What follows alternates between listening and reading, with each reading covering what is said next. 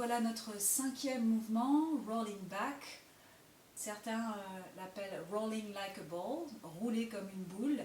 Et ça porte assez bien son nom. Donc on est, bien maintenant on est sur des appuis mobiles. Et donc on construit en fait l'autonomie du corps à travers le répertoire. Et c'est rouler comme une boule. Ça veut dire que la boule ne va pas se déformer. C'est-à-dire qu'il va y avoir une succession d'appuis qui va se faire le long de la colonne vertébrale. Et l'intérêt, ça va être de répartir le poids du corps vraiment sur toute la membrane dorsale, toute la ligne superficielle postérieure, ainsi que la ligne des bras qui vient englober vos grands dorsaux depuis le sacrum, le fascia thoracolombaire, vos grands dorsaux, et ça vient se connecter à vos pecs jusqu'à la paume de vos mains. Et c'est vos lignes superficielles avant de vos bras.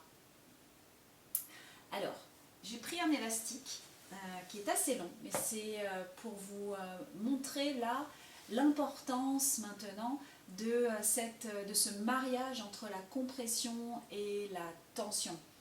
Donc nos jambes vont vouloir être explosives, c'est-à-dire de vouloir partir, de vouloir se déplier comme ça, alors que nos bras vont créer la compression.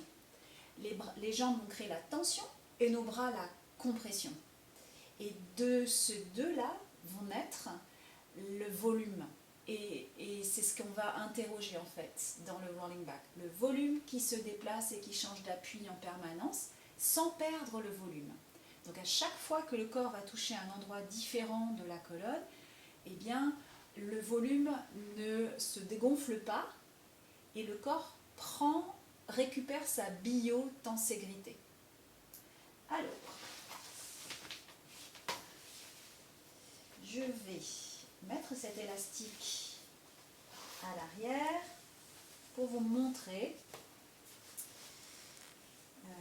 Tchac. Croisez ça devant, donc je le mets assez haut dans le dos. Croisez ça devant, recroisez ça derrière et ramenez ça devant.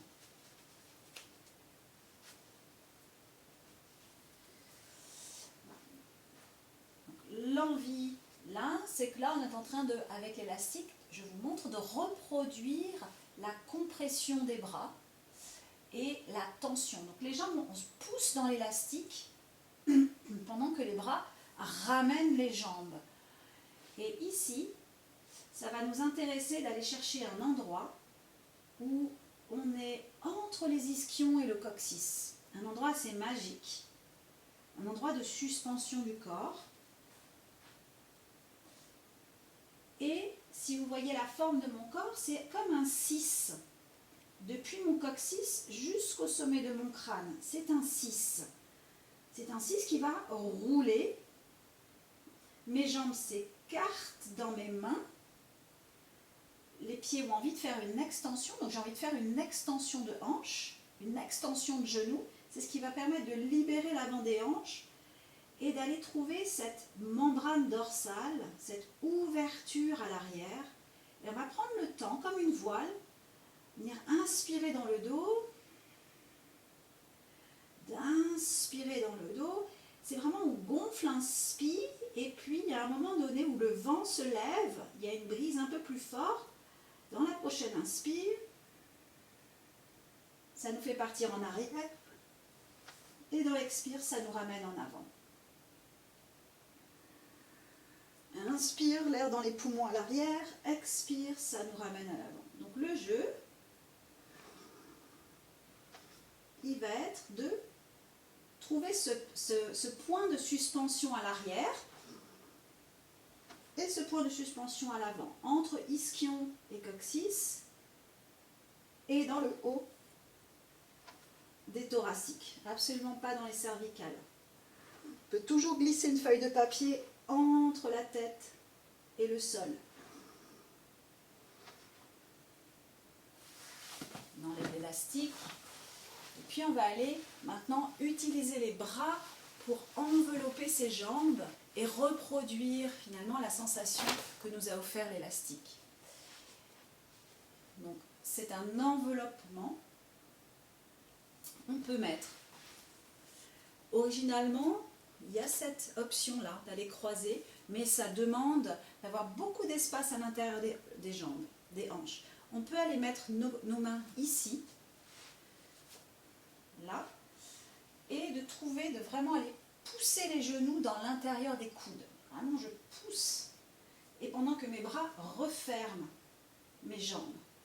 Et de là, je vais pouvoir vraiment aller déposer ma tête de fémur à l'arrière de mes hanches, à l'arrière dans mes extenseurs ici, et prendre le temps d'aller ouvrir le coffre arrière de mon diaphragme, ma voile qui s'ouvre ici, je suspends mes basses côtes pour créer une longueur tissulaire dans le bas de mon dos, créer un hamac tissulaire pour que mes lombaires puissent s'arrondir et faire le passage du poids d'une vertèbre sur l'autre.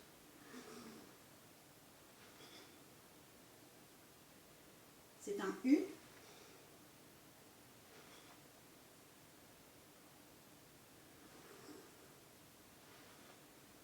Ici. Et donc, la tendance, l'envie, ça va être d'aller là. Vous voyez comme il y a une extension lombaire. Là, on reste dans la forme. Donc, vous allez pouvoir vraiment pousser les jambes dans les mains dans les jambes. C'est ce qui va vous offrir le volume à l'arrière et que ce soit léger. En gonflant les poumons postérieurs, c'est votre airbag. Et donc, il n'y a pas de compression des vertèbres. Elles sont vraiment déposées dans votre SPI arrière. Ce qu'on peut voir souvent avec ce mouvement,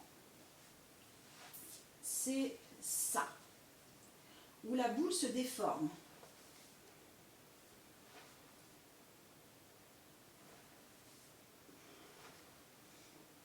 Ouais.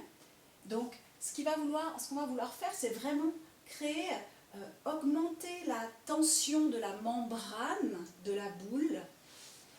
Et si on perd l'organisation en balançant les jambes en arrière, on sait que c'est une compensation pour un tissu ici qui est trop serré encore. Donc ça nous demande de la patience pour aller vraiment demander au tissu de s'ouvrir latéralement et de suspendre les côtes vers l'arrière et vers le haut.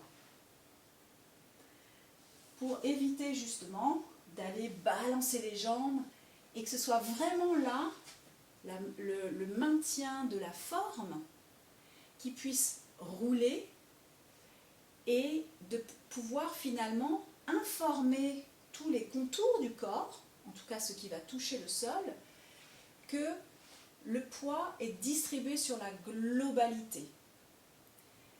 Donc c'est une jolie expérience à faire avec le rolling back, de se dire « Ah, est-ce que mon poids peut voyager à travers des appuis mobiles? Est-ce que mon corps maintenant peut s'organiser sans appui stable ?» Et ce qui est chouette, c'est que dans les 34, on a plusieurs rendez-vous comme ça pour rouler avec le rolling back, le seal, le crab, également le open leg rocker. Et donc c'est des instants où on vient se rencontrer dans...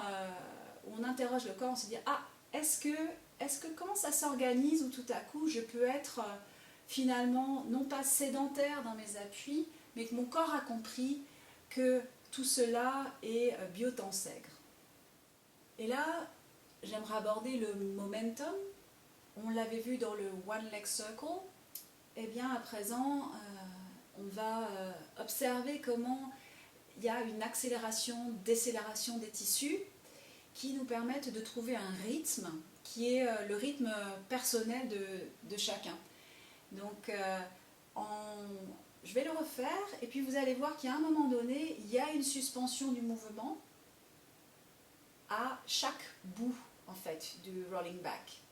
Et donc je vais me reconfigurer et ce momentum, il apparaîtra que si j'ai l'intégrité de la relation tension-compression en fait. Donc je me gonfle, je me gonfle, je me gonfle. Donc là c'est une suspension, c'est comme un point zéro, je suis anti-gravité. Là je bascule dans la gravité, suspension. Je bascule dans la gravité, suspension. Là, et ça revient.